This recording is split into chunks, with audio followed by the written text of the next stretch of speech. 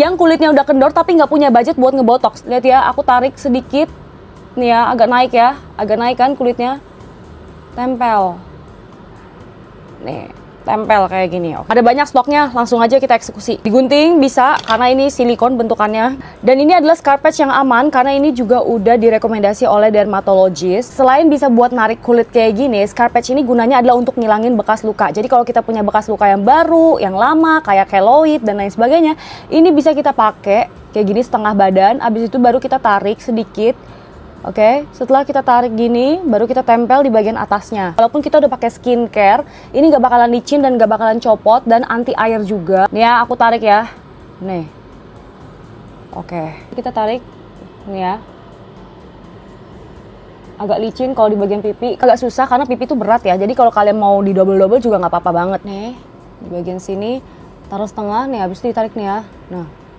Scar patch yang aku beli ini di The Splendor ya, di toko Oren namanya The Splendor. Tidur paginya langsung kalian copot, nanti malamnya lagi kalian ngelakuin hal yang sama. Kalau kalian mau copot nih, kalian lewat dari bawah gitu supaya kulitnya tuh nggak ketarik ke bawah ya. Kalau kena air juga lama-lama dia bakalan ngelotok, cuman kalau kena keringet dia nggak ngelotok. Terus ini adalah cara untuk menumbuhkan feminine energy di dalam diri kita dari aku yang tadinya punya banyak banget masculine energy. Dan feminine energy ini bikin kita jadinya dikejar, bukan mengejar. Yang pertama adalah tanamkan di hati kita kalau kita ini adalah perempuan. Kita adalah seseorang yang beda dari lelaki. Maka dari itu, yang kedua adalah perempuan itu punya beberapa mode.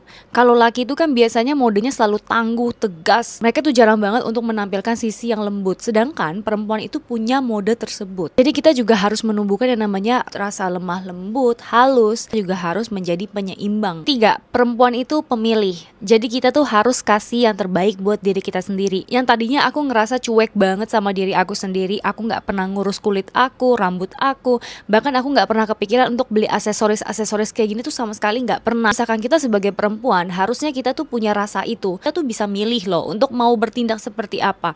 Apakah kita mau bertindak urakan, apakah kita mau bertindak secara lembut. Keempat, kita tuh basicnya merawat sesuatu hal untuk menjadi besar, untuk menjadi lebih baik. Dan salah satu yang aku lakukan adalah aku rajin skincarean, haircarean. And guys, if you want to know, ada produk bagus dari NPure, yaitu adalah Licorice Series. Punya formula yang 16 kali lebih efektif dibandingkan hydroquinone. Punya 100% organic licorice extract, mencerahkan kulit kita, menyamaratakan warna kulit. Aku juga pakai moisturizer dari NPure, ini bisa mencerahkan sekaligus memperbaiki skin barrier kita. Dan yang terakhir itu adalah menggunakan aksesoris cantik. Jadi intinya dengan kita menggunakan items yang memang terasosiasi oleh perempuan. Soalnya setiap aku ngonten, aku tuh nggak pernah makeup, aku tuh nggak pernah nyatok. Tapi by the time aku sadar kalau misalkan emang aku butuh improve, aku memutuskan untuk mengeksplor makeup. Dan ya, pada akhirnya itulah yang membentuk feminine energy aku sampai sekarang. Kalau ada yang mau kasih kalian barang-barang ini, jangan diterima. Karena menurut aku ini adalah salah satu bentuk merendahkan secara tidak langsung. Yang pertama adalah kamu terima baju yang bolong, robek, atau mungkin luntur. Walaupun sebenarnya baju itu masih layak-layak aja ya, tapi menurut aku, kenapa orang itu harus memberikan kamu baju yang luntur, robek? Artinya kan mereka udah nggak mau sebenarnya. Artinya mereka tuh pengen buang baju itu sebenarnya.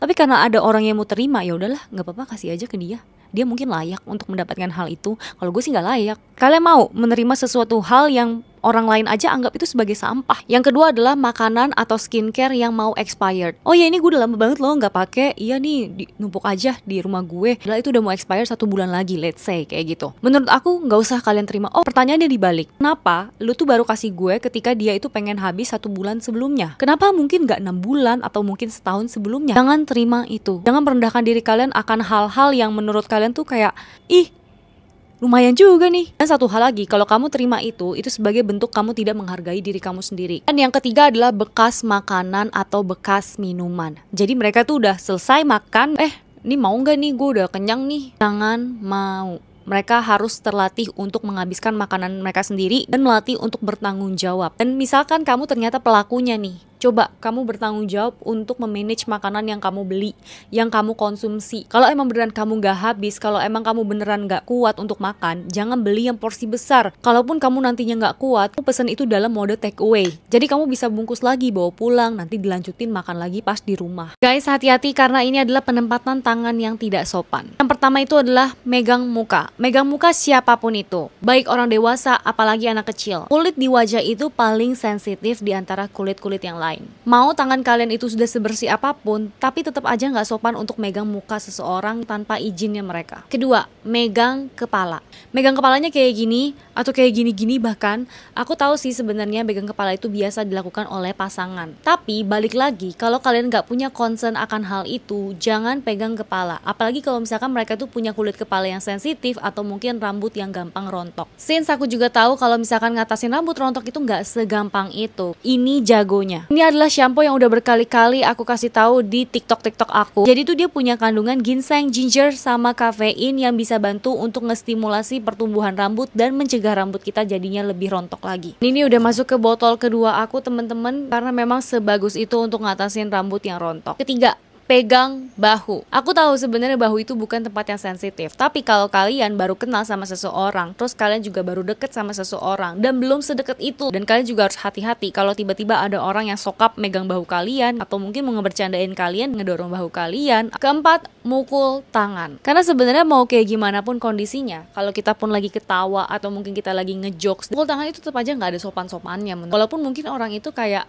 ya nggak apa-apa lah, santai, kita kan udah teman, kita kan udah lama, kita kan pasangan. Tapi baik lagi ya, kalian bertindak secara tiba-tiba dan nggak terduga, tetap aja pasti kesannya tuh kayak kalian yang ngelakuin kekerasan dan kalian ngelakuin hal-hal yang impulsif tapi nggak sopan. Ini adalah cara dress well yang elegan untuk pergi ke kantor atau kuliah, dan ini juga hijab friendly. Pertama adalah jangan pernah menggunakan kulot, apalagi kulotnya yang pakai bahan kaos. Kulot itu adalah salah satu bentuk celana kalau kita mau bermain. Jadi untuk bagian bawahannya aku tidak menggunakan celana yang berkaret. Kaki aku jadi kesannya lebih jenjang kan. Aksesorisnya itu kita nggak usah yang begitu ribet. Untuk lipatan tangannya itu juga nggak boleh yang kayak kita asal ngosrok-ngosrok gini. Kita harus di bagian kanan kirinya itu lipatannya harus sejajar, lebarnya ya kurang lebih sama lah. Selain kita nggak menggunakan kulot, kita yang pastinya harus selalu menggunakan yang ada keraknya. Gunakan baju yang punya karakter di bagian kainnya. Dan sekarang aku lagi pakai baju yang tweed, tapi tweednya ini nggak gatel dan tweednya ini nggak begitu tebal. Jadi ini cocok banget menurut aku untuk kita aktivitas sehari-hari. Dan roknya juga dia bener-bener flowy banget. Baju yang karetnya itu cuma setengah ya. Jadi kalau beli rok atau mungkin celana, jangan sampai yang fully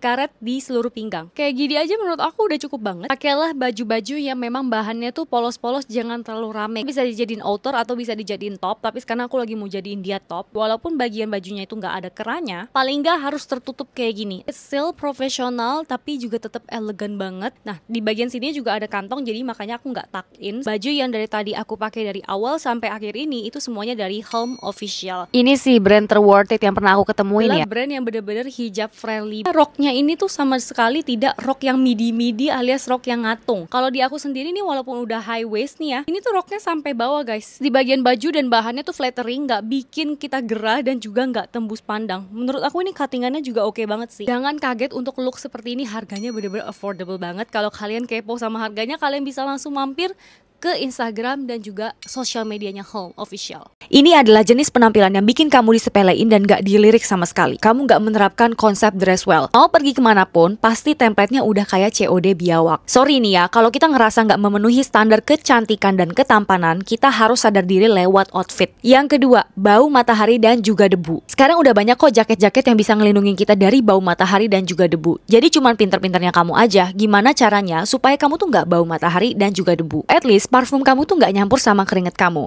karena bau itu tuh memorable banget. Yang ketiga, kualitas kulit yang tidak terurus dan kurang bercahaya. Ini nggak atraktif sama sekali. Kulitnya kusam, kulitnya belang, bahkan banyak bekas luka. Sempat aku mention di video body care aku sebelumnya mengenai gimana sih caranya supaya ngerawat kulit kita lebih sehat, nggak kusam, nggak belang, dan juga banyak bekas luka. Biasanya aku akan sangat-sangat menyarankan kalian menggunakan AHA di malam hari, karena AHA ini lebih efektif dibandingkan scrub biasa. Keempat, rambut kamu itu kusut dan juga kusam. Kadang-kadang atraktif seseorang itu bisa dari rambut. Jadi kalau rambut kamu kusutan, warnanya coklat kemerahan tapi nggak terawat, itu nggak atraktif sama sekali. Gimana caranya orang ngelirik kamu? Dan yang terakhir adalah penampilan kamu tuh kotor. Mulai dari tasnya kotor, sepatunya juga kotor, bajunya juga kotor, pokoknya semuanya kotor. Karena kadang ada loh orang-orang yang mewajarkan untuk menggunakan barang-barang yang kotor. Jadi jangan sampai penampilan kamu yang sepele itu justru bikin orang tuh memandang kamu sebelah mata.